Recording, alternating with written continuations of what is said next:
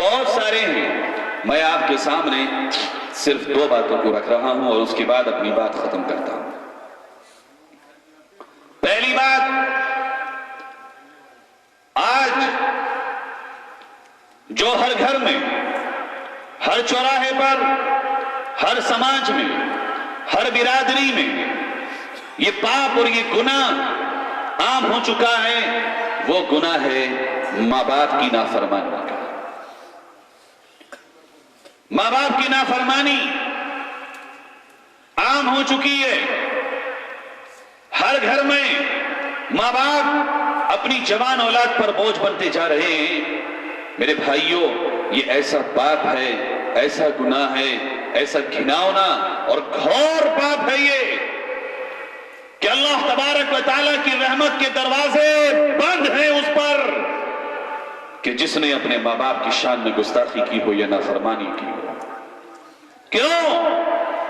خدا تعالیٰ نے قرآن میں ارشاد فرمایا وَقَضَى رَبُّكَ أَلَّا تَعْبُدُوا إِلَّا إِيَّاهُ وَبِالْوَالِدَيْنِ إِحْسَانًا إِمَّا يَبْلُغَنَّ عِندَكَ الْكِبَرَ أَحَدُهُمَا أَوْ كِلَاهُمَا فَلَا تَقُل لَّهُمَا أُفٍّ وَلَا تَنْهَرْهُمَا وَقُل لَّهُمَا قَوْلًا كَرِيمًا واخفض لهما جناح الذل من الرحمة وقل رب ارحمهما كما ربياني صغيرا۔ اللہ تبارک و تعالیٰ نے اپنی عبادت کے بعد میری عبادت کر، شرک نہ کرنا، اور اس کے بعد کہا اپنے ماں باپ کے ساتھ حسن سلوک کر۔ اور کیسے؟ فرمایا میرے مولا نے کہ اپنے ماں باپ کے ساتھ تجھے معاملات کیسے کرنا ہے۔ کہا کہ دیکھ، تیرے ماں باپ اگر دونوں یا ماں اور باپ میں سے کوئی ایک اگر تیرے سامنے موجود ہیں، ان کو اف بھی مت کہنا ہے۔ حسن سلوک کر، جیسا کھانا پینا تو اپنے بچوں کے لیے کرتا ہے ایسے ہی ماں باپ کے لیے پیش کر۔ جیسے رہن سہن کا انداز تجھے اپنے بیوی بچوں کے لیے پسند ہے، ایسے ہی اپنے ماں باپ کے لیے پسند کر، اور جیسے ناز نخرے اپنے بیوی بچوں کے اٹھاتا ہے ایسے ہی اپنے ماں باپ کے بھی اٹھا۔ اور ایسا نہ کرنا کہ تو اپنے ماں باپ کے سامنے، ان کے سامنے ایسی باتیں اپنی زبان سے نکالے جو ان کا دل ٹوٹ جائے۔ وَلَا تَقُل لَّهُمَا اوف، ایک بات بھی ایسی مت کہنا کہ جس سے تیرے باپ کے یا ماں کے دل کو دکھ پہنچے۔ اف کا مطلب یہ نہیں ہے کہ اوف مت کہنا، ہر وہ بات جو قابل تکلیف ہو، جو باعث تکلیف ہو، اس کو تیری زبان سے نکالنا ماں باپ کے سامنے تیرے لیے حرام ہے۔ اور وَلَا تَنْهَرْهُمَا، جھڑکنا مت۔ اگر تیرے ماں باپ بڑھاپے کو پہنچ گئے، اور یہ بات آج جونپور میں نہ جانے کتنے لوگ اس بات کو سن رہے ہیں، ہر دھرم کی ضرورت ہے یہ، ہر فرقے کی ضرورت ہے یہ، ہر سماج کی ضرورت ہے یہ، اس لیے کہ کوئی دھرم، کوئی دین، کوئی بھی فرقہ اور سماج اس بات کی اجازت نہیں دیتا کہ وہ اپنے ماں باپ کے ساتھ بدسلوکی اختیار کرے۔ اس لیے میرے مخاطب خصوصاً ہے مسلمان، اہل اسلام، اور عموماً ہے ساری انسانیت، ان کو جھڑکنا مت۔ بڑھاپے میں پہنچنے کے بعد مزاج چڑچڑا ہو جاتا ہے، ایک بات کو کئی بار پوچھنے لگتے ہیں۔ بڑھاپے میں پہنچنے کے بعد بات بھول بھی جاتے ہیں، ابھی پوچھا پھر پوچھ رہے ہیں، ابھی پوچھا پھر پوچھ رہے ہیں۔ ابھی بھوک لگ رہی ہے، کچھ دیر کے بعد بھوک نہیں لگ رہی ہے، ابھی کھانا مانگ رہے ہیں پھر چائے مانگنے لگے، ابھی پاخانے پیشاب کر کے آئے پھر دوبارہ جانے لگے، ابھی وضو کیا ہے پھر دوبارہ پانی مانگنے لگے، صبح کپڑے بدلے دوپہر میں پھر کپڑے بدلنے کی چاہت پیش کرنے لگے۔ کہا اگر یہ معاملات آ جائیں، اگر تیرے ماں باپ بڑھاپے کو پہنچ جائیں، وَلَا تَنْهَرْهُمَا، جھڑکنا مت، ڈانٹنا مت، غصہ مت کرنا، اس لیے اپنے بچپن کو یاد کر. جب تو بچہ تھا تو تو بھی ایک ایک بات کو 100 بار پوچھا کرتا تھا, لیکن تیری ماں نے یا تیرے باپ نے ایک بار بھی تجھ سے یہ نہیں کہا کہ بیٹا ابھی تو بتایا تھا دوبارہ کیوں پوچھتا ہے. جب تو بچہ تھا تو دن میں ایک بار نہیں 10 بار پیشاب کرتا تھا, اور تیری ماں پیار کے ساتھ, محبت کے ساتھ, شفقت کے ساتھ تیرے کپڑوں کو بدلوایا کرتی تھی, کبھی تجھ پر غصہ نہیں ہوتی تھی. اور جب رات کو تو سوتا تھا اور پیشاب کر دیا کرتا تھا یا رات کو تو روتا تھا تو تیری ماں اپنی پیاری نیند کو قربان کر کے اپنی گود میں ہلانے کے لیے تجھے بیٹھ جایا کرتی تھی, اور اپنی نیند کو قربان کر کے تیرے سکون کو اپنی نیند سے افضل اختیار کر لیا کرتی تھی. اور اللہ نے کہا ان سے محبت سے بات کر, جھڑک کر نہیں, محبت کے ساتھ. یہ دفعات ہیں, یہ قانونی دفعات ہیں. ماں باپ کے ساتھ کیسے رہنا ہے, کہا بڑھاپے میں جب پہنچ جائیں گے تو ساری امیدوں کا مرکز تو ہے ان کا, ساری خواہشات وہ تجھ سے پوری کرنا چاہتے ہیں. اس لیے اگر تیرے ماں باپ کوئی ایسی بات کہیں جو تجھے ناگوار گزرے, یا کوئی کام ایسا کریں جو تیرا دل اس کے لیے راضی نہ ہو, تو غصہ مت ہونا. وَقُلْ لَهُمَا قَوْلًا كَرِيمًا, بلکہ ان کے ساتھ پیار کے ساتھ, محبت کے ساتھ, شفقت کے ساتھ, دو زانو بیٹھ کر کے, سر جھکا کر کے اور آپ بات کرنا ان سے, اور پیار سے اس مسئلے کو سمجھانا. کہیں ایسا نہ ہو کہ تیری زبان سے ایسے الفاظ نکل جائیں کہ ان کو تکلیف ہو جائے. وَاخْفِضْ لَهُمَا جَنَاحَ الذُّلِّ مِنَ الرَّحْمَةِ, ہر وقت محبت کے اور شفقت کے پروں کو بچھا دے اور جھکا رہے, اور اللہ سے دعا کر. خدا نے آخری جملے میں سب کچھ یاد دلا دیا. رَبِّ ارْحَمْهُمَا كَمَا رَبَّيَانِي صَغِيرًا, اگر زندہ ہیں تو دعا کر, اے اللہ ان پر رحم فرما, کرم فرما, ان کے ساتھ وہ معاملہ فرما کہ جیسے یہ میرے ساتھ بچپن میں محبت کا معاملہ فرماتے تھے. اے مولا انہیں میری تکلیف پسند رہی تھی, اے میرے مالک تو بھی انہیں کسی تکلیف میں مبتلا نہ کر, اور اگر وہ دنیا سے چلے جائیں ان کے لیے مغفرت کی دعا کر. اللہ ان کی قبروں کو نور سے بھر دے, مغفرت دے دے, جنت میں داخلہ دے دے, اور مرتے دم تک تیری زبان پر جب اپنے لیے دعا آئے تو اپنے ماں باپ کو اپنی دعاؤں میں مت بھولنا. لیکن اے جوان, میں رونا روؤں تو کس کے سامنے روؤں, میں بات کہوں تو کیسے کہوں کہ جب تو آج اپنی ماں کو اور اپنے باپ کو جھڑکتا ہے تو یاد کر اپنے بچپن کو سوچ کہ جب تو کسی لائق نہ تھا, جب تو کسی کام کے لائق نہ تھا, جب تو اپنے پیشاب اور پخانے کو نہیں اٹھا سکتا تھا, جب تو اپنے کپڑے بھی نہیں بدل سکتا تھا, جب تو خود چل بھی نہیں سکتا تھا, جب تو خود کھا بھی نہیں سکتا تھا, جب تو خود پی بھی نہیں سکتا تھا. یہ ماں تجھے اپنے سینے سے لگاتی تھی اور اپنی چھاتیوں سے تجھے رزق اور تیری روزی فراہم کرتی تھی. یہ ماں تجھے کیلے سے اٹھاتی تھی اور سوکے میں لٹاتی تھی. اگر تجھے تکلیف ہوتی تھی, تیری تکلیف سے زیادہ تیری ماں تڑپتی تھی. اگر درد تجھے ہوتا تھا, تیرے درد سے زیادہ احساس تیرے درد کا تیری ماں کو ہوتا تھا. اگر تجھے کوئی پریشانی ہوتی تھی, تیرے والدین تجھ سے زیادہ پریشان ہو جایا کرتے تھے. اگر رات کو تو روتا تھا, تیرے والدین تڑپ کر کے اٹھتے تھے اور بیٹھ کر کے تجھے سکون دینے کی کوشش کیا کرتے تھے. لیکن آج جب تو جوان ہوا اور جب اس لائق ہوا کہ تو اپنے ماں باپ کو سکون پہنچا سکے, جب تو اس لائق ہوا کہ ماں باپ کی ٹانگیں دبا کر ان کو سکون دے سکے, جب تو اس لائق ہوا کہ تو ماں باپ کی خدمت کر سکے, اور جب تو اس لائق ہوا کہ ماں باپ کے لیے راحت کا سامان بن سکے, تو آج تو ان کے سامنے اکڑ کر کے کھڑا ہو جاتا ہے. ارے سوچ تو صحیح اس ماں کے دل پہ کیا گزرتی ہوگی جس نے رات و رات تیرے لیے جاگ کر کے گزاری ہے. جب تو اس ماں کو بعد اپنے ایسی باتیں کہتا ہوگا کہ جو اس کے دل کو پھاڑ کر کے نکل جاتی ہوں گی. لیکن یہ ماں ہے. میں نے ایسی ماں کو بھی دیکھا ہے کہ بیٹے نے ٹھوکر ماری ہے اور ماں اس بڑھاپے میں اکیلے رہتی ہے, لیکن بیٹا جب ماں سے کبھی ملنے اتفاق سے بھی آتا ہے, یہ ماں ہے جو یہ کہتی ہے اے بیٹا تو جہاں بھی رہے خوش رہنا تیرے لیے آج بھی دعا کرتی ہے. میرے بھائیوں اور بزرگوں, یہ ایسا گھناؤنا عمل ہے, ایسا گھور پاپ ہے اور ایسا گناہ ہے کہ اس گناہ کی وجہ سے رحمت کے دروازے بند ہو جاتے ہیں. اس گناہ کی وجہ سے برکتوں کے دروازے بند. تیری 1000 نمازیں, تیرے 1000 صدقے اور خیرات, تیرے 1000 نوافل اور فرائض بیکار ہیں اگر تو اپنے ماں باپ کا نافرمان ہے. ایک واقعہ ہے,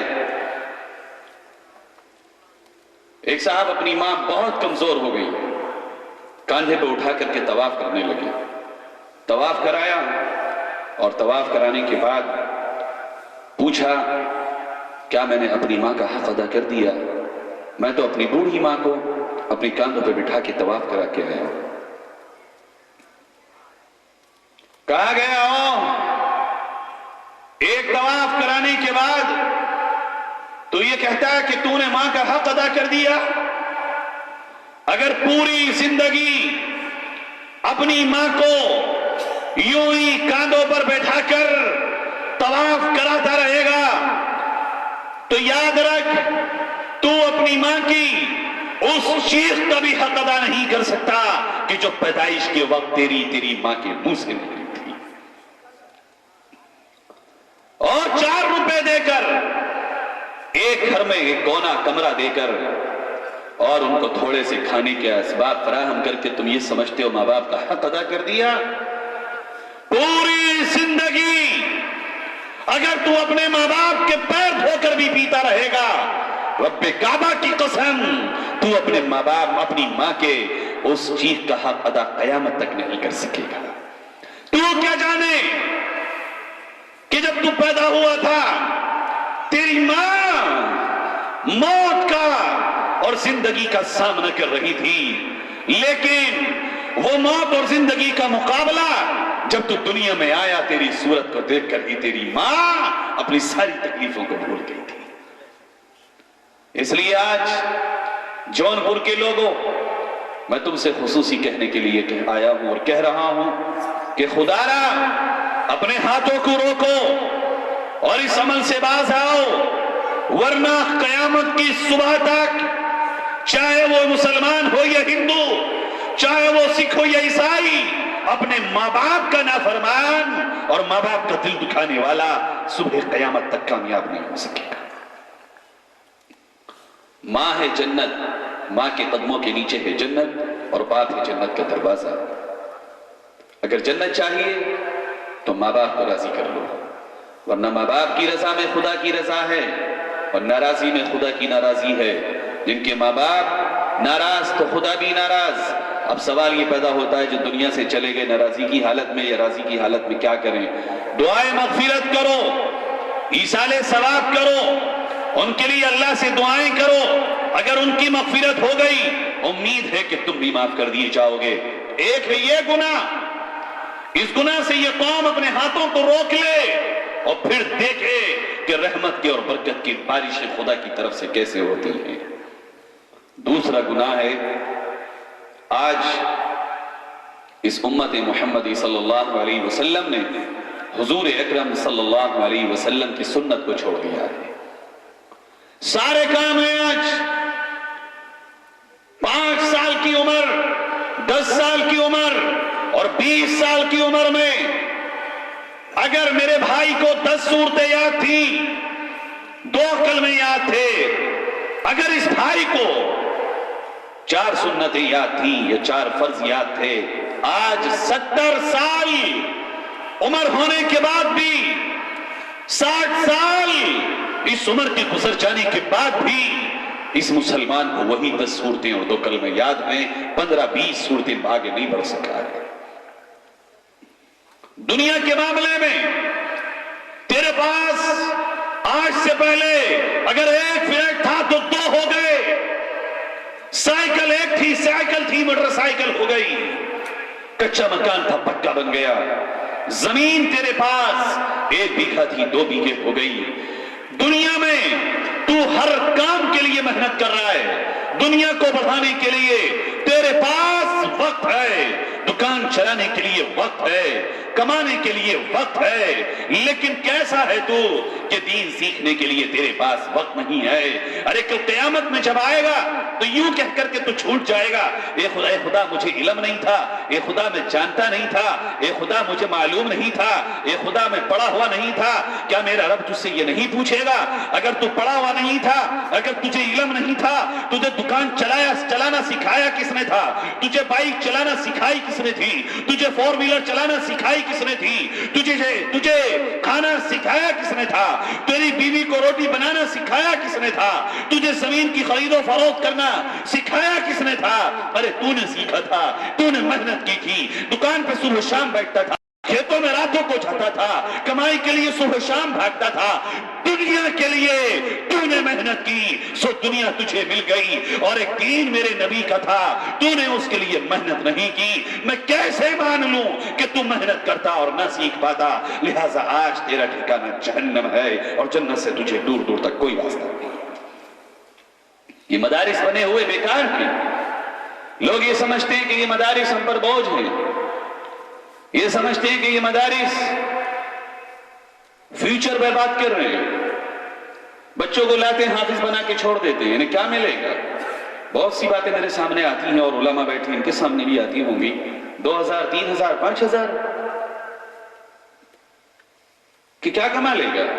ایک LLB وکیل صاحب بیٹھے ہیں، ایک DM IAS IPS بیٹھے ہوئے، وہ کما رہے ہیں 40-50 لاکھ روپے، اور یہ بچہ مولوی اور حافظ بن کر کے کیا کمائے گا؟ اگر تمہاری یہی سوچ ہے، افسوس ہے مجھے تمہاری سوچ پر۔ ہم مولوی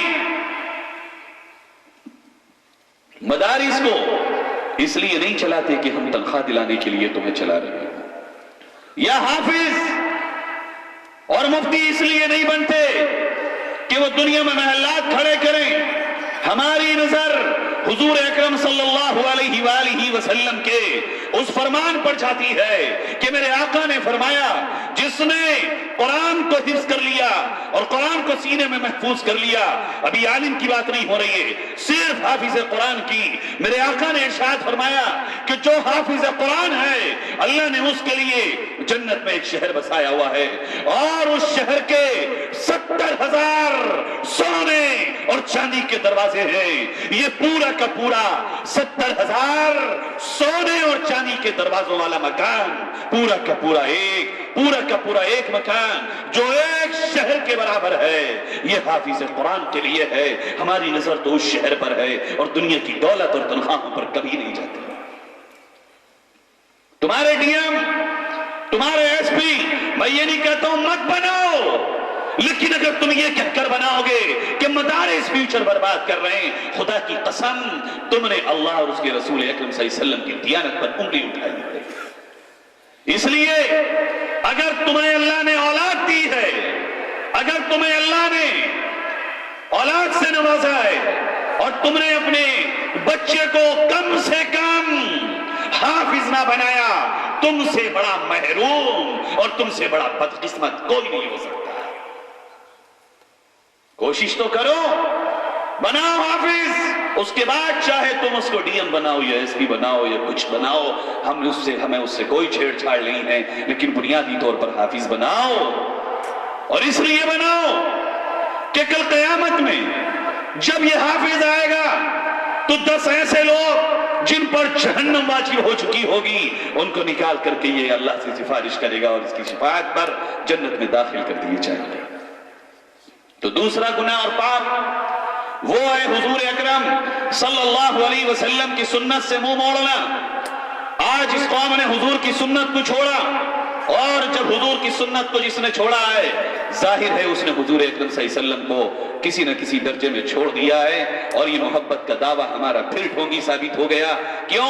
اس لیے کہ آقا علیہ السلام نے فرمایا تھا من احب سنتی فقد احبنی ومن احبنی کان معی فی الجنہ۔ اگر تجھے مجھ سے محبت ہے، اگر تو محمد صلی اللہ علیہ وسلم سے محبت کرنا چاہتا ہے تو یاد رکھ نبی سے محبت، نبی کی سنت سے محبت کرنا پڑے گی۔ جس نے نبی کی سنت سے محبت کی اس نے نبی سے محبت کی، اور جس نے نبی کی سنت سے محبت نہیں کی اس نے نبی سے بھی محبت نہیں کی۔ اور یاد رکھ جو نبی کی سنت سے محبت کرے گا، جو نبی کی سنت کو اپنائے گا، جو نبی کی سنت کو گلے لگائے گا، دیکھ کل قیامت میں تیرا باپ بھی تیرا ساتھ چھوڑ دے گا، تیری ماں بھی تیرا ساتھ چھوڑ دے گی۔ یوم یفر المرء من اخیہ وامہ وابیہ، باپ بیٹے سے بھاگے گا، بیٹا باپ سے بھاگے گا، ماں بیٹی سے بھاگے گی، بیٹی ماں سے بھاگے گی، ہر ایک تجھے پہچاننے سے انکار کر دے گا، اور سارے کے سارے تیرا ساتھ چھوڑ دیں گے۔ تو نے دل اگر دنیا میں دنیا والوں سے لگایا ہوگا یہ منہ پھیر لیں گے، اگر دوستوں کے ساتھ اپنا وقت گزارا ہوگا یہ منہ پھیر لیں گے، یہاں تک کہ تیرے ماں باپ بھی تجھ سے منہ پھیر لیں گے۔ لیکن اگر تو نے دل نبی کی سنت سے لگایا ہوگا، لیکن اگر تو نے نبی اکرم صلی اللہ علیہ وسلم کی سنت کو اپنایا ہوگا تو یاد رکھ میرے نبی نے یہ کہا کان معی فی الجنہ، جس نے تمام خواہشات کو، جس نے تمام تر اپنی تمناؤں کو، جس نے تمام تر اپنی آرزوؤں کو، جس نے تمام تر اپنی چوائسز کو آگ لگا کر کے محمد کی بات کو اپنے سینے میں اپنی عملی زندگی میں جگہ دی ہے، وہ میرے ساتھ کل قیامت میں جنت میں ہوگا۔ کھانا تو کھانا ہے، پانی تو پینا ہے، کپڑا تو پہننا ہے، تجارت تو کرنی ہے۔ ارے پانی پیو گے پیاس تو بجھے گی، لیکن اسی پانی کو جب تم نبی صلی اللہ علیہ وسلم کی سنت کے مطابق پیو گے پیاس تمہاری بجھی، اور یہ پانی پینا بھی تمہارا عبادت میں شمار ہو جائے گا۔ کیا مشکل ہے اگر سنت کو اپنا لیا جائے؟ کھانا تو کھانا ہے، بھوک تو تمہاری مٹنی ہے، کھانا کھاؤ گے کھڑے ہو کر جب، بیٹھ کر جب، راستے میں جب، تم جیسے بھی کھانا کھاؤ گے بھوک تو تمہاری مٹ جائے گی، لیکن اسی کھانے کو اگر سنت رسول صلی اللہ علیہ وسلم کے مطابق کھا لو گے، کھانا تم نے کھایا، پیٹ تمہارا بھرا، بھوک تمہاری مٹی، اور اس کھانے کو بھی عبادت میں شمار کر دیا جائے گا۔ اس لیے آج ضرورت ہے اس بات کی کہ ہم اپنی زندگیوں میں سنتوں کو لاگو کریں اور فالو کریں۔ دیکھو آج اسلام کے طور اور طریقے غیروں نے لیے، وہ کامیاب ہو گئے۔ میں مدھیہ پردیش گیا، وہاں میں نے دیکھا RSS کی میٹنگ ہو رہی 4 دھام مندر میں۔ اتفاق سے جب میں ادھر سے گزرا موہن بھاگوت بیٹھا ہوا سامنے ہے، راجناتھ سنگھ آئے، راجناتھ سنگھ داخل ہو گئے۔ آپ کو حیرت ہوگی سارے کے سارے لوگ اس انداز میں بیٹھے ہیں، اور جب کھانا شروع ہوا ایک آدمی بھی اس میٹنگ میں، خدا جانے اور میٹنگوں کا کیا حال ہوگا، کھڑے ہو کر کھانا نہیں کھا رہا تھا، بلکہ سارے کے سارے لوگ بیٹھ کر اس انداز میں کھانا کھا رہے ہیں جیسے مسلمان نبی کی سنت کے مطابق کھانا کھاتے ہیں۔ وہ لوگ جنہیں کھانے کا شعور نہیں تھا انہوں نے مطالعہ کیا ہے اسلام کا، اور آج وہ اس پر چلے ہیں، وہ مشرک اور کافر ہونے کے باوجود ترقی پا رہے ہیں، اور تم اہل ایمان ہونے کے باوجود سنتوں کو چھوڑ رہے ہو، اس لیے پیچھے ہٹتے چلے جا رہے ہیں۔ آؤ سنت کو گلے سے لگاؤ اور یہ سوچنا چھوڑ دو کہ اگر ہم سنت کی راہ پہ چلیں گے دنیا میں پیچھے ہٹ جائیں گے۔ آج سنت کو اپنانے میں سب سے بڑی رکاوٹ پیدا ہوتی ہے گھر، بچوں کی محبت، بیوی کی محبت، خاندان کی محبت۔ ارے کیا تمہیں محبت ہے؟ کیا نبی کا گھر نہیں تھا؟ کیا صحابہ کے اور بچے نہیں تھے؟ کیا صحابہ کی بیویاں نہیں تھی؟ قرآن نے تو یہ کہا جب انہوں نے قربانی دی، خدا نے کہا جو نماز صحابہ نے پڑھی وہی نماز معتبر ہے، جو زکوٰۃ کا نظام صحابہ نے قائم کیا وہ نظام زکوٰۃ معتبر ہے، جس کو بھلا صحابہ نے کہا وہی بھلا معتبر ہے، جس کو برا صحابہ نے کہا وہی برائی معتبر ہے۔ اس لیے صحابہ نے قربانیاں دی تھی، بیویاں تو ان کی بھی تھی، بچے تو ان کے بھی تھے، محبتیں تو ان کی بھی تھی، اور جذبات اور ایموشنلز تو ان کے پاس بھی تھے۔ میں ایک واقعہ سنا کے بعد ختم کر رہا ہوں۔ ایک صحابی ہیں حضرت سعد بن اسود رضی اللہ تعالی عنہ، نہایت کالے صحابی، کوئی مدینے میں لڑکی دینے کو تیار نہیں ہے، ادھر جائیں یہ بھی منع کر دے، ادھر جائیں وہ بھی منع کر دے، اس سے کہیں یہ بھی منع کر دے۔ آئے نبی اکرم صلی اللہ علیہ وسلم کے دربار میں، اے آقا کیا سعد جنت میں جائے گا یا نہیں جائے گا؟ ارے کیا ہوا؟ اللہ کے رسول صلی اللہ علیہ وسلم یہ تو بتا دیجئے کہ سعد جنت میں جائے گا یا نہیں جائے گا۔ ارے بتاؤ تو، اے اللہ کے رسول مجھے بتا تو دیجئے، آپ میں جنت میں جاؤں گا؟ ہاں اگر تو نے اللہ اور اس کے رسول کا کلمہ پڑھا ہے اور خدا اور اس کے رسول پر تو سچے دل سے ایمان لایا ہے، جنت میں جائے گا۔ اے اللہ کے رسول اگر جنت میں جاؤں گا تو یہ مدینے والے مجھے لڑکی کیوں نہیں دے رہے؟ اللہ کے رسول صلی اللہ علیہ وسلم کہنے لگا اچھا جاؤ، اور جاؤ فلاں گھر میں جا کر کے یہ کہنا کہ محمد صلی اللہ علیہ وسلم نے سعد کا نکاح یہ مدینے کی جو تیری سب سے خوبصورت بیٹی ہے اس کے ساتھ کر دیا ہے، اس کو میرے ساتھ رخصت کر دو۔ حضرت سعد بن اسود رضی اللہ تعالیٰ عنہ پہنچے اور پہنچ کر دروازہ کھٹکھٹایا، کون؟ کہ میں سعد آیا ہوں۔ کیوں آئے ہو؟ کہ میں آپ کی لڑکی کے ساتھ نبی صلی اللہ علیہ وسلم نے نکاح فرما دیا ہے، رخصت کر دو۔ کہنے لگے بھائی جاؤ، اتنے کالے کہاں میرا چاند کا ٹکڑا اور کہاں تم الٹا تھا؟ حضرت سعد بن اسود لوٹنے لگے، وہ بچی اندر سے بات سن رہی ہے، آؤ دیکھو اس بچی کا ایمان دیکھو۔ کہتی ہے ابا جان بلائیے، کہیں ایسا نہ ہو کہ اللہ کی طرف سے آپ پر عذاب آ جائے، کہیں ایسا نہ ہو کہ خدا کی طرف سے آپ پر کوئی آیت نازل ہو جائے آپ کے بارے میں نبی کریم صلی اللہ علیہ وسلم پر۔ اگر میرے نبی صلی اللہ علیہ وسلم نے اس کالے کو میرے لیے پسند کیا ہے، یہ کالا مجھے پسند ہے، میرا نبی میرے لیے غلط انتخاب نہیں کر سکتا۔ اور کیا ابا آپ نے وہ آیت نہیں سنی ہے کہ وَمَا كَانَ لِمُؤْمِنٍ وَلَا مُؤْمِنَةٍ إِذَا قَضَى اللَّهُ وَرَسُولُهُ أَمْرًا أَن يَكُونَ لَهُمُ الْخِيَرَةُ مِنْ أَمْرِهِمْ، کسی بھی مومن مرد یا عورت کو اللہ اور اس کے رسول کے فیصلے کے بعد اس میں دخل اندازی کا اور انٹرفیئر کا کوئی حق نہیں ہے۔ اللہ کے رسول صلی اللہ علیہ وسلم کی یہ صحابی ہیں، فوراً دل پر بات اثر کر گئی اور بیٹی کو رخصت کر دیا، اور حضرت سعد بن اسود آ کر کے اپنی دلہن کو گھر میں بٹھالتے ہیں اور کچھ پیسہ روپیہ جو بھی ہے وہ لے کر کے بازار میں جاتے ہیں اور پھولے نہیں سنوارے اور دل میں خوشیوں کے جذبات لڑائیاں لے رہے ہیں۔ آج سالوں کی حسرت میں نے پوری ہو گئی ہے، میں نے تو اللہ سے بیوی مانگی تھی، اللہ نے میرے تو دامن میں چاند کا ٹکڑا ڈال دیا ہے۔ یہ بازار میں بھی سامان کی خریداری چل رہی ہے، کچھ خریدا تھا اور کچھ باقی تھا۔ اعلان ہوا حی علی الجہاد، آؤ نبی کے نام پر گردن کٹانے کے لیے، آؤ نبی کے نام پر بوٹیاں کرانے کے لیے، آؤ نبی کے نام پر اپنے آپ کو فنا کرانے کے لیے، آؤ نبی کے دین کے لیے اور خدا کے دین کے لیے، آؤ اپنے جسم سے اپنی رگوں سے خون بہانے کے لیے، آؤ جہاد کے لیے۔ حضرت سعد بن اسود رضی اللہ تعالی عنہ نے جو سامان خریدا تھا وہ واپس کیا، اور واپس کرنے کے بعد تیر تلوار نیزہ خرید کر کے آپ صلی اللہ علیہ وسلم کے دربار میں حاضر ہوئے۔ اے اللہ کے رسول صلی اللہ علیہ وسلم، سعد آپ کا غلام حاضر ہے۔ اے اللہ کے رسول صلی اللہ علیہ وسلم، میں بازار میں تھا، اے اللہ کے رسول میں بازار میں تھا، میں نے اعلان سنا، اس لیے میں آپ کے دربار میں بھاگا ہوا چلا آیا، کہیں تاخیر نہ ہو جائے۔ سعد تم نے اپنی بیوی سے ملاقات بھی نہیں کی ہے، سعد ابھی تو تمہاری بیوی کی آج ہی پہلی رات ہے، آج تو تمہیں ملنا تھا۔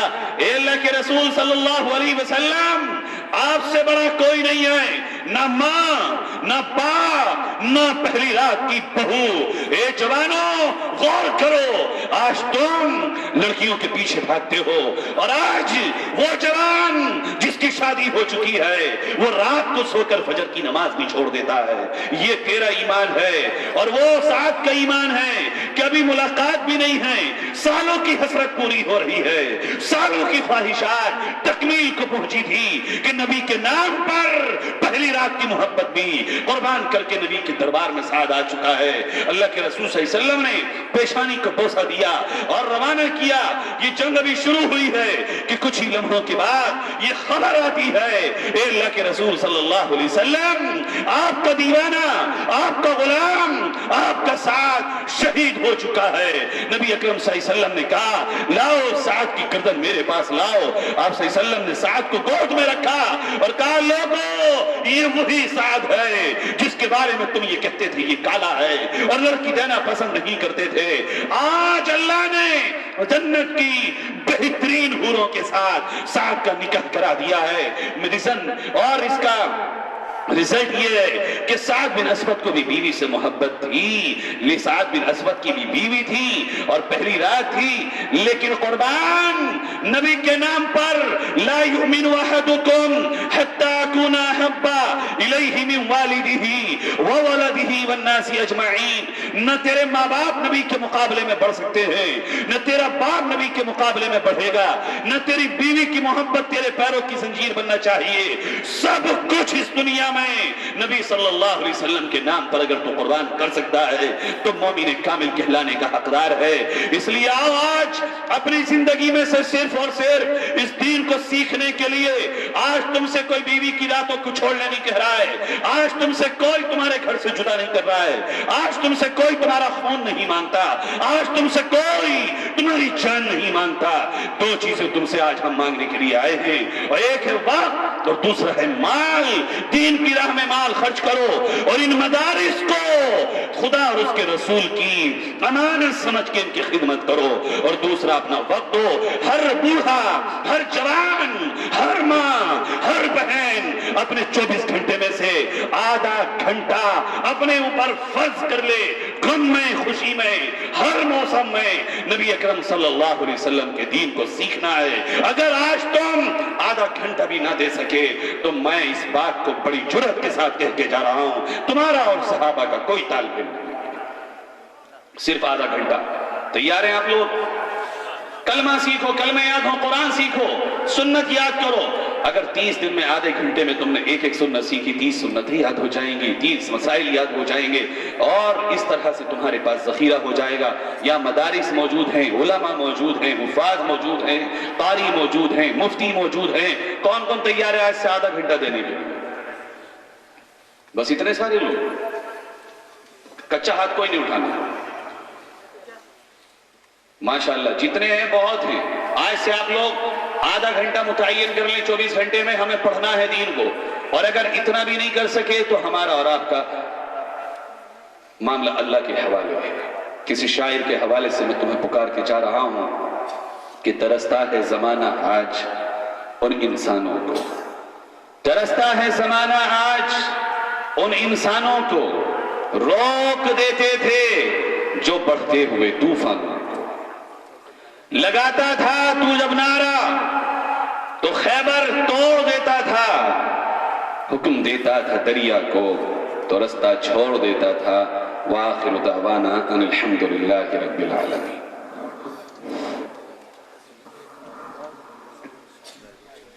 ماشاءاللہ، زیادہ دیر تک حضرات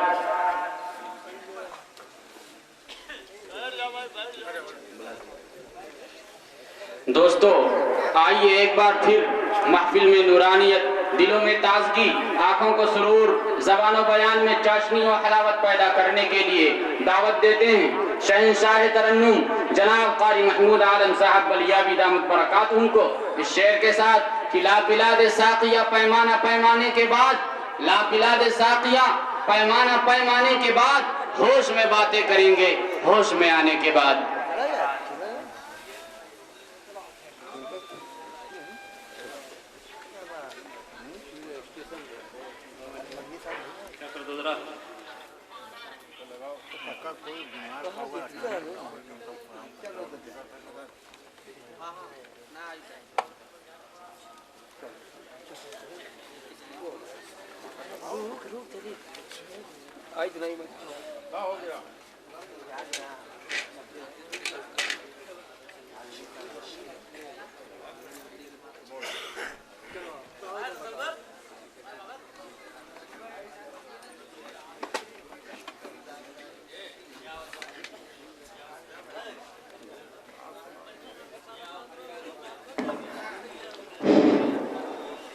محترم دوستو، اب آپ کا وقت زیادہ نہیں لیا جائے گا، بس 10 منٹ اور آپ وقت دے دیں اور دعا کر کے جائیں. جیسے آپ نے اتنا وقت دیا تھوڑی دیر اور صحیح. نشیمن پہ بجلی گرانے سے پہلے یہ سوچو کہ پورا گلستان جلے گا. نشیمن پہ بجلی گرانے سے پہلے یہ سوچو کہ پورا گلستان جلے گا. تمہارے ہی دم سے بہارے چمن ہے, تم ہی گر نہ ہوگے تو پھر کون ہوگا. آئیے چند شعر آپ کی نظر کر دیتا ہوں چونکہ انہوں نے اعلان کر دیا. اس کے بعد آپ کے درمیان صدر محترم تشریف لائیں گے اور اپنے صدارتی کلمات کے بعد دعا کرا دیں گے. آئیے میں حضرت مولانا انصار صاحب دامت برکاتہم کی باتوں کو آگے بڑھاتے ہوئے حالات حاضرہ پر ہی میں ایک نظم آپ کی نظر کرتا ہوں. وہ میری روح وہ میری جان, وہ میری روح وہ میری جان, کہاں ہے میرا وہ ایمان, میں اس کو ڈھونڈ رہا ہوں, میں اس کو ڈھونڈ رہا ہوں. کہاں ہے میرا وہ ایمان, میں اس کو ڈھونڈ رہا ہوں. میری تاریخ میرا اسلام, درخشاں صبح سنہری شام. میری تاریخ میرا اسلام, درخشاں صبح سنہری شام. میری تہذیب میرا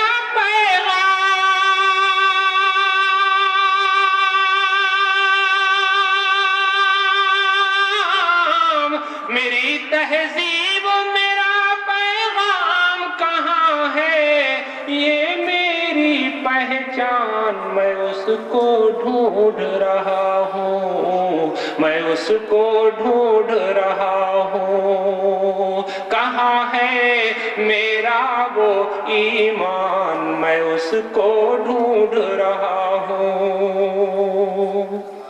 بند پیش خدمت ہے. وہ میری نورانی تصویر, وہ میری نورانی تصویر تھی جس میں پوشیدہ تاثیر, تھی جس میں پوشیدہ تاثیر. نچھاور ہو جس پر تقدیر,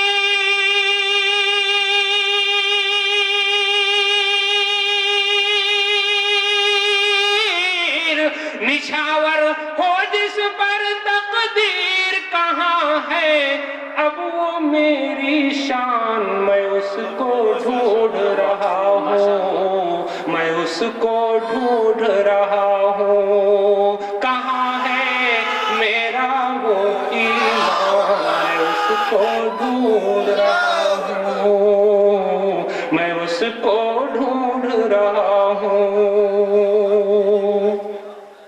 اور یہ بند میں ایک تاریخ کے حوالے سے, شیخ عبد القادر جیلانی رحمت اللہ علیہ اپنے بچپن میں سچ بولنے کی وجہ سے جو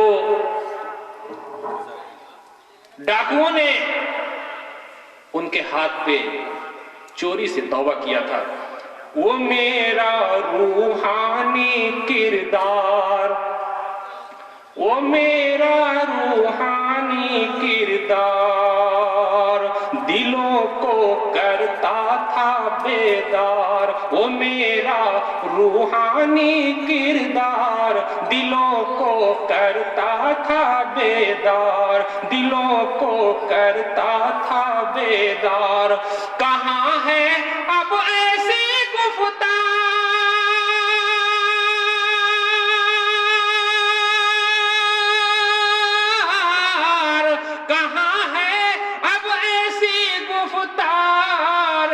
جس پر بیاکل ہو جی جان, میں اس کو ڈھونڈ رہا ہوں, میں اس کو ڈھونڈ رہا ہوں. کہاں ہے میرا وہ ایمان, میں اس کو ڈھونڈ رہا ہوں.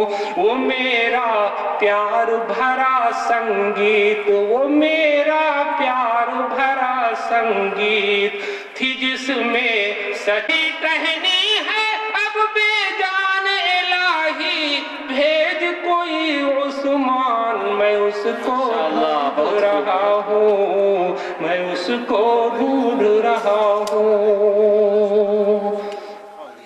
और इस बंद में भी एक तारीख पोशीदा है, जो तपती रेत पे रखा जाए, जो तपती रेत पे रखा जाए, वो जिस्मो जान जो कोड़े खाए, जो तपती रेत पे रखा जाए, वो जिस्मो जान जो कोड़े खाए, मगर वो आहद आहद चिल्लाए, मगर वो आहद आहद चिल्लाए, इलाही दिखा दो अब वैसा इंसान, मैं उसको ढूंढ रहा हूँ, मैं उसको ढूंढ रहा हूँ। कहाँ है मेरा वो ईमान, मैं उसको ढूंढ रहा हूँ। वो मेरे कुरानी सौगात, वो मेरे कुरानी सौगात, न ऊंचो नीच न जात कुजात, वो मेरे कुरानी सौगात, न ऊंचो नीच न जात कुजात। कहाँ है अखलाकी वो बात, कहाँ है अखलाकी वो बात, जो रखे दुश्मन को मेहमान, मैं उसको ढूंढ रहा हूँ, मैं उसको ढूंढ रहा हूँ। कहाँ है मेरा वो ईमान, मैं उसको ढूंढ रहा हूँ। आखिरी बंद है, बहुत मुश्किल है ऐ महमूद, बहुत मुश्किल है ऐ महमूद, ये दुनिया पहचाने माबूद, ये दुनिया पहचाने माबूद, कि अब अच्छाई है मफकूद,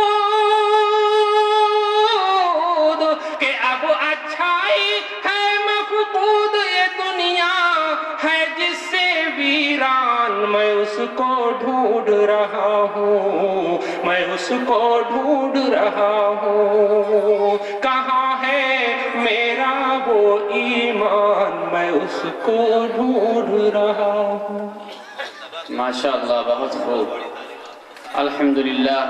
हमारा ये प्रोग्राम तेरे सीने में पोशीदा है, राज़े ज़िंदगी कह दे मुसलमान से, हदीसे सोज़ो साज़े ज़िंदगी कह दे। सुभान अल्लाह, क्या मैं तो आपके कहने से पहले यहाँ आ गया, क्योंकि वक्त कम ज़्यादा हो चुका है और लोग घबरा भी गए हैं, वरना मिजाज तो ये बन चुका था कि उस मौला नहीं कि नक्शे कदम पर मैं भी चलूँ पीछे पीछे, वो इमाम रहे मैं मुक्तदी रहूँ। तेरा यही मेरा ख्याल था। मोहब्बत में सब है, कुछ है कुर्बान करना, मोहब्बत में सब कुछ है कुर्बान करना, मोहब्बत में बातें बनाना नहीं है। हजरत मौलाना ने सबको निचोड़ कर रख दिया। अगर आपको मोहब्बत है हुजूर सल्लल्लाहु अलैहि वसल्लम से और अगर आपको मोहब्बत है सहाबाए किराम से, तो आपको किसी चीज का बहाना नहीं ढूंढना है, आपको करके वो दिखा देना है। तो मौलाना ने फरमाया, मा खलक़तुल जिन्ना वल इंसा इल्ला लियअबुदून, मैंने तुमको पैदा किया है इबादत के लिए। क्या मतलब है उसका? पहले मतलब ये, आप अगर मैं आपसे कहूं कि आपको जन्नत चाहिए या दोज़ख, तो आप बहुत जोर से हाथ उठा देंगे कि मुझे जन्नत जन्नत चाहिए। लेकिन ये पूछूंगी हजरत आपका अमल क्या है? मांग रहे हो जन्नत और अमल अल्लाह का अब देख रहा है और इंसान किसके है? हर चीज में नफी, हर चीज में नफी, यहाँ तक कि अखलाकियात में इतनी नफी। जो मौलाना ने फरमाया बिल्कुल सही फरमाया, मेरा तजर्बा ये इस बात का है कि गैर मुस्लिम इस मुसलमान से अच्छा अपने अखलाक में, अपने तजारत में, अपने मामलात में, अपने माशरात में, अपने रहन सहन में, और मेरी नकल कर रहा है और मैं उसकी कर रहा हूँ। वो सच बोल रहा है, मैं झूठ बोल रहा हूँ। عمل سے زندگی بنتی ہے، جنت بھی جہنم بھی۔ اور یہ خاکی اپنی فطرت میں نہ نوری ہے نہ ناری ہے، ان میں سے کچھ نہیں۔ یہ نہیں کہا گیا ہے کہ عالم جنت میں جائے گا، علم سے جنت میں جائے گا، عمل سے جائے گا۔ اور وہ قرآن شریف میں 299 جگہ پر یہ لکھا ہوا ہے تعلمون یعملون تعملون یعملون۔ تو کیا اس سے اللہ نے لکھ دیا ہے کہ علم نہ رکھو عمل نہ رکھو؟ اگر ان دونوں کو جوڑو گے نہیں تو تم نہیں پہنچ سکتے پیارے۔ یہ قرآن کا کہنا ہے، ارے میرا کہنا نہیں ہے، یہ خدا نے اپنے قرآن میں لکھ دیا ہے۔ وہ کہتا کہ ما خلقت الجن والانس لیعبدون ولا تقولوا اف لهما قولوا قولا لینا۔ اور میرے استاد ترجمہ کرتے تھے اور کہتے تھے وہ اگر ڈانٹا تو وہ بھی نہ کرو اور اسے دلروی بات کرو، پیاری پیاری بات کرو۔ اماں کیا ضرورت ہے، اماں کیا چاہتی ہے، اماں کیا پریشانی ہے، اماں کیا تکلیف ہے، اتنی محبت سے کہو کہ ان کی آنکھ سے آنسو نکل آئے، خدا کے سامنے یہ جان نکال کے رکھ دو۔ حضرت جبریل تشریف لائے اور حضور صلی اللہ علیہ وسلم نے سینے پر پاؤں رکھا تو آپ نے کہا آمین، پھر پاؤں رکھا تو پھر فرمایا کہ آمین، پھر فرمایا تو کہا کہ آمین۔ تو صحابہ کرام رضی اللہ تعالیٰ عنہ نے پوچھا کہ اللہ کے حضور کیا بات تھی کہ آپ آمین کہتے؟ کہنے لگے حضرت جبریل آئے تھے، 3 بات بتایا، وقت کم ہے، میں صرف اس بات کو دہراتا ہوں جو حضرت مولانا نے کہا کہ اگر تمہارے والدین یا دونوں میں سے کوئی اگر زندہ ہو، اگر تم ان کی خاطر نہ کی، ان کو خوش نہیں کیا تو تم عمر پر لعنت ہو۔ یہ حضرت جبریل صلی اللہ علیہ وسلم کی دعا ہے اور حضور صلی اللہ علیہ وسلم نے آمین کہا ہے، دونوں اپنی جگہ پر ہیں۔ آج میں گھر سے نکلا تھا تو میری اہلیہ نے کہا تھا کہ کہاں جا رہے ہو؟ تو میں نے کہا بھائی دل سے میں جا رہا ہوں۔ کہنے لگی آپ نے کوئی تیاری نہیں کی، اس مطلب کیا بات ہے؟ تو میں نے کہا کہ آج محضر کھاؤں گا، تیار کیا ہوا کھانا نہیں کھاؤں گا، جو مجھے ملا وہ میں سنا دوں گا۔ حضرت مولانا اس سے پہلے تشریف لے گئے تو انہوں نے ایک بات کہی جو میرے مزاج کے خلاف پڑی ہے۔ ہر بیویاں ایسی نہیں ہوتی جو کہہ گئے اپنے شوہر کو کہ وہ تیزی سے اڑ رہے تھے اور اس طرح سے انہیں کہا ٹیڑھے ہو گئے۔ میں تو نہیں مانتا، ہماری بیوی نے تو میری ہر کتاب میں 5 تصریف ہے، 5 میں لکھا کہ یہ انسان ہے کہ جنات، تو میں کیسے کیا کہوں؟ اور آج جو بات اس نے کہی ہے قسم خدا کی، وہ ساری باتیں یہاں پر کہی گئی ہیں۔ حضرت مولانا نے اسی بات کہہ دیا کہ جیسے جلوس عام ہے، تمام باتیں عام ہیں، تقریریں عام ہیں، اس کا بحران ہے، لیکن عمل کہاں چلا گیا؟ اڑا لے جائے گی آندھی تو پھر پچھتائے گا مالی، ابھی خاکے چمن کی قدر پہچانی نہیں جاتی۔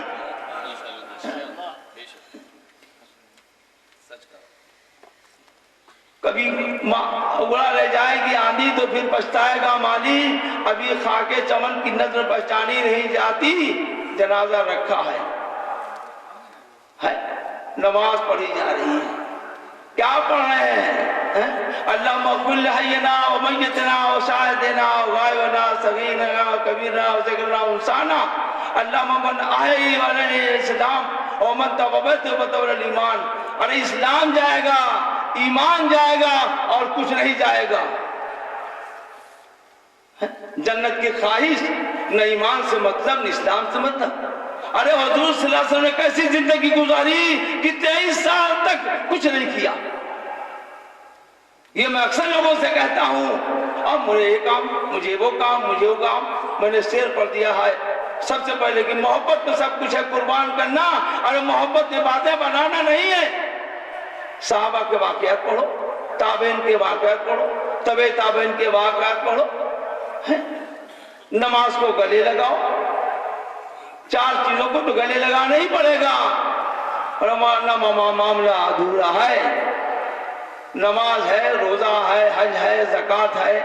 اے مسلمانوں، ابھی ویزا بنا ہے، تمہارا پاسپورٹ نہیں بنا ہے، اور تم بغیر پاسپورٹ کے وہاں نہیں پہنچ سکتے ہو۔ بتا رہا ہوں، پاسپورٹ یہی سب ہے۔ آج کل آپ جانتے ہیں پاسپورٹ کے لیے کتنی پریشانیاں ہو رہی ہیں۔ पुलिस वाला आया 10 रुपया 100 रुपया दो, सीआईडी वाला आया उसको 500 रुपया दो, कलेक्टर के चले जाओ तो फिर उसको भी दो। अब उसके बाद सब बन चुका, फिर वहां से इंक्वायरी आ रही है, अभी मेरे ऊपर बढ़ चुकी है। तो मैं कहने का मतलब यह है कि आप जन्नत की ख्वाहिश रखते हैं, लेकिन जन्नत का कोई काम नहीं हो रहा है। वीजा बन गया है, पासपोर्ट बाकी है? मेरी ख्वाहिश है कि मैं मौलाना के नक्शे कदम पर चलूं और वही तरीका इख्तियार करूं। तो ईमान को ले आओ, इस्लाम को ले आओ, तब ये शेर पढ़ो। जब जनाजा जा रहा है तो ये शेर है, नहीं मालूम ये शहर खामोशा कैसी बस्ती है, नहीं मालूम ये शहर खामोशा कैसी बस्ती है। जमीन आबाद हो जाती है, वीरानी नहीं जाती। हम वहां जा रहे हैं, कोई किसी का नहीं पुरसानी हाल। साथ में होगा क्या? अरे यही होगा, यही दरूद होगा, तिलावत कलाम पाक होगी, यही नमाज होगी, ये हुजूर की सूरत होगी। अगर आप दरूद शरीफ कसरत से पढ़ते हैं तो आप जनाब कारी साहब नहीं है कि दोनों फायदा उठा रहे हैं, दिन का भी उठा रहे हैं, दुनिया का भी उठा रहे हैं। इधर नाम पढ़ा कर रहे हैं कि कारी साहब बहुत अच्छा पढ़ रहे हैं, और उधर फजूर का नाम है, अनवार की बारिश हो रही है, रहमतों का नज़ूल हो रहा है और फरिश्ते झूम रहे हैं। बस सोच के कुछ आया था, लेकिन हजरत मौलाना की तकरीर के बाद जोश ही पैदा हो गया है। तो हर बातों को अमल में लिया हो, अमल अगर नहीं है तो बेकार है। तो हम ये मुकर्रिरीन थे, ये उलमाए किराम है, ये वारिस अंबिया है। हजरत हुजूर सल्लल्लाहु अलैहि वसल्लम ने फरमाया कि अल-उलमा वरसतुल अंबिया, इन्होंने अपनी बात कह दिया, अमल करना आपका काम है। हुजूर सल्लल्लाहु अलैहि वसल्लम बैठे हैं, हजरत जिब्रील आ रहे हैं और उससे बात कर रहे हैं। जब चले गए तो सहाबा से हुजूर सल्लल्लाहु अलैहि वसल्लम ने बताया, अभी हजरत जी तशरीफ लाए थे और ये कह गए हैं, इधर कहना था उधर अमल जारी हो गया। इधर ये कहा, इधर कह के गए, इधर अमल जारी। इधर हजरत मौलाना तशरीफ ले गए और सुबह की फजर की नमाज गायब। बताओ भैया जन्नत कैसे मिली है?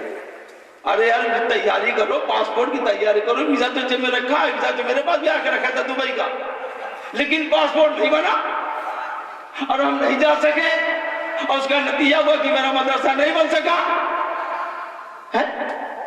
तो जब तक पासपोर्ट नहीं बनाओगे तब तक तैयारी नहीं होगी। इखलाक हसना को पैदा करो, सदाकत है, अमानत है, दयानत है, क़नाअत है, इस्तिकामत है, इसार है, कुर्बानी है, सब्र है, हया है, हिल्म है, अफ़्व है, दरगुजर है। इसको गले लगाओ और नेक अमल पर कायम रहो। सड़कों से कोई रास्ते हटा दो, किसी गरीब की मदद करो, जो अपने लिए पसंद करो दूसरे के लिए पसंद करो, तब तो मजा है। यहाँ तो ये कि किसी का मकान क्यों बन रहा है, साले भी रहो, आज कपड़ा ये पहने, इसका कपड़ा कैसे अच्छा भी नहीं करो।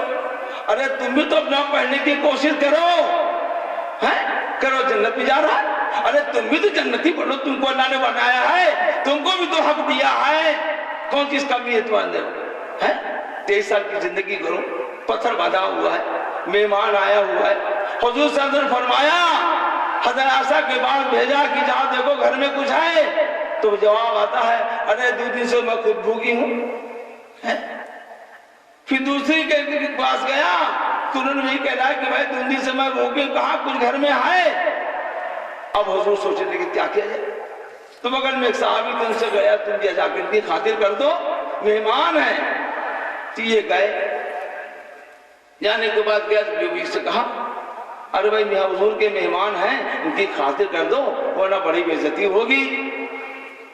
तो बेगम साहब ने फरमाया कि खाना तो खत्म हो चुका है, थोड़ा सा बच्चों के लिए निकाल रखा है, अब जैसा आपका हुक्म हो।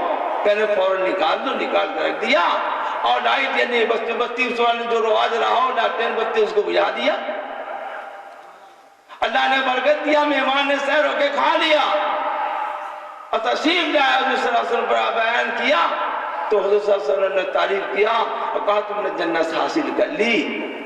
تو بھیا جنت ایسے ملے گی، تھوڑا تکلیف اٹھاؤ، تھوڑا پریشانی اٹھاؤ، ارے محبت میں سب کچھ ہے، قربان کرنا، اور محبت میں باتیں بنانا نہیں ہے۔ بات بہت کہنی تھی مگر چونکہ کیا بتاؤں، اور سب سے بڑی بات یہ کہ جب میں ایسے آیا تو بڑا اچھا قصہ، اس لیے مجھے مزہ مل رہا کہ بیان کرنے میں، تو باپ بیٹے میرا مقابلہ ہو رہا تھا۔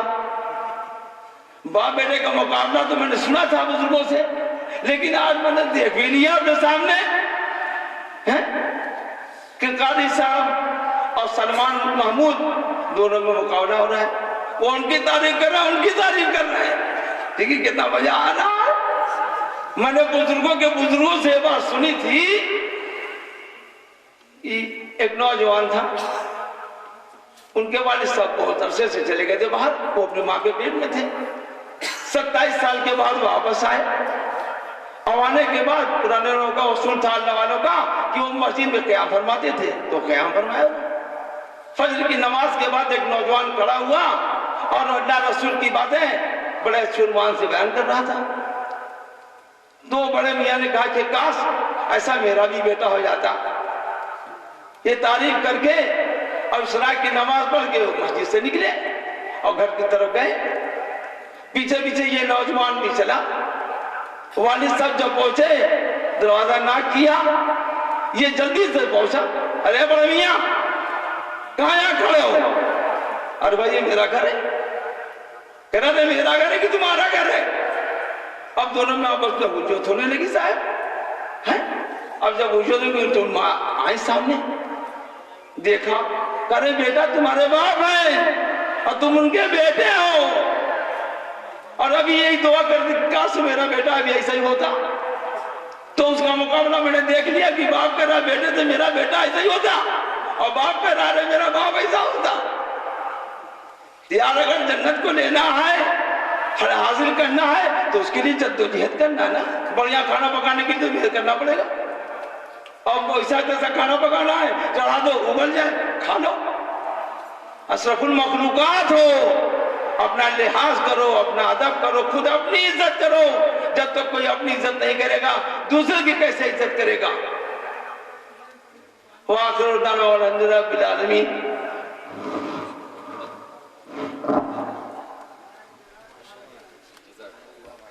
الظالمين الف لام ميم الله لا اله الا هو الحي القيوم يا حي يا قيوم يا ذا الجلال والاكرام برحمتك نستغيث برحمتك نستغيث برحمتك نستغيث ربنا ظلمنا انفسنا وان لم تغفر لنا وترحمنا لنكونن من الخاسرين ربنا اغفر لنا ذنوبنا وكفر عنا سيئاتنا وتوفنا مع الابرار ربنا آتنا في الدنيا حسنة وفي الآخرة حسنة وقنا عذاب النار وقنا عذاب الحشر وقنا عذاب القبر وقنا من فتنة الدجال وقنا من فتنة المحيا والممات وقنا من المأسم ومن المغرم۔ اے اللہ ہمارے گناہوں کو معاف فرما دے، اے اللہ ہماری خطاؤں کو معاف فرما دے، اے اللہ ہم سے دن کے اجالے میں یا رات کے اندھیرے میں، اے اللہ جان بوجھ کر یا انجانے میں جو بھی گناہ صغیرہ یا کبیرہ سرزد ہو گئے ہیں، اللہ اپنے فضل اپنے کرم سے معاف فرما دے۔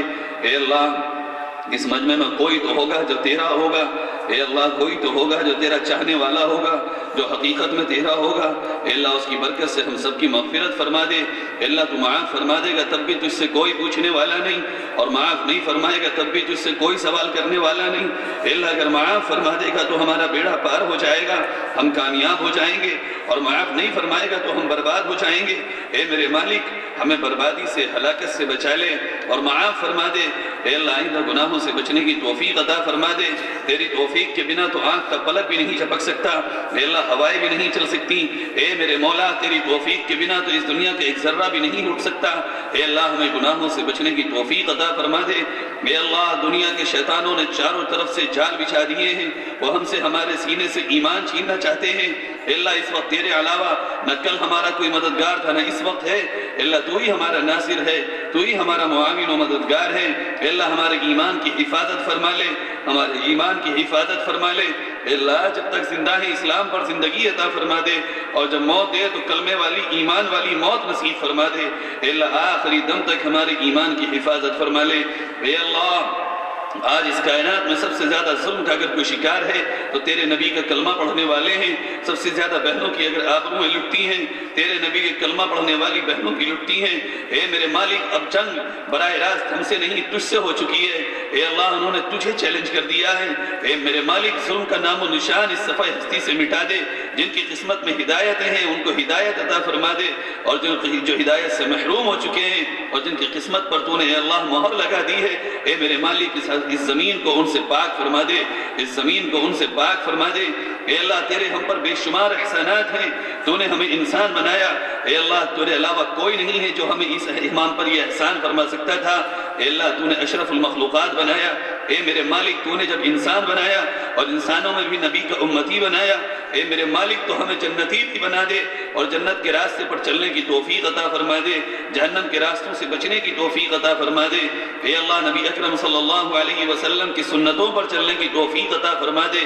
اے اللہ آج یہ جلسہ منعقد کیا, اے اللہ جن حضرات نے اس کو منعقد کیا ہے, سجایا ہے, اپنے تن من دھن اس میں لگا کر کے اس کا انعقاد کیا ہے, اے اللہ خالص تیری محبت میں, خالص تیری رضا کے لیے اور رسول اکرم صلی اللہ علیہ وسلم کی دین کی نشر و اشاعت کے لیے کیا ہوگا یقیناً. اے میرے مالک ان کی محنتوں کو قبول فرما لے. اے رب ان کی جد و جہد کو قبول فرما لے اور اس کو ہم سب کے لیے ہدایت کا ذریعہ بنا دے, جنت میں داخلے کا ذریعہ بنا دے اور اس کو قبول فرما لے. اے اللہ یہاں بیٹھے ہوئے ہر بھائی کو دین کی خدمت کے لیے قبول فرما لے, ہم سب کو قبول فرما لے. تو اپنے دین کی خدمت میں اے اللہ تو اپنے دین کی نشر و اشاعت کے لیے کسی کا محتاج نہیں ہے, تو بے نیاز ہے. تو چاہے تو اشجار احجار سے اے اللہ اپنی دین کی خدمت لے لے. اے میرے مالک بھکاری تو ہم ہیں, اے اللہ بھکمنگر تو ہم ہیں, اے اللہ ضرورت تو ہمیں ہے. اے اللہ ہمارے جسم کے ایک ایک رونگٹے کو, اے میرے مالک ہمارے جسم کے ایک ایک ٹکڑے کو اپنے دین کی خدمت کے لیے قبول فرما لے.